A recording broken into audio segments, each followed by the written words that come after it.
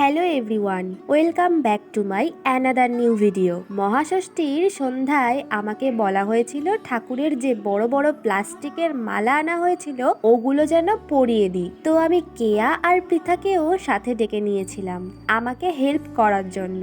এরপর একে একে লক্ষ্মী ঠাকুর, সরস্বতী ঠাকুর, কার্তিক ঠাকুর, গণেশ ঠাকুর ওনাদের সবাইকে মালা পরালো কেয়া আর পৃথা। আর দুর্গা মাকে আমি পরিয়ে দিয়েছিলাম।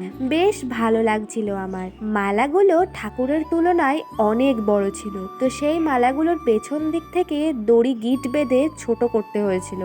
মালা পরিয়ে ঠাকুরকে যেন আরো সুন্দর দেখাচ্ছে।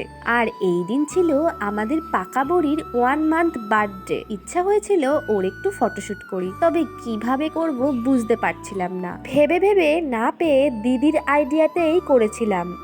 বাবানের 1 মান্থ যেমন ভাবে ডেকোরেট করা হয়েছিল অমন ভাবেই করেছিলাম।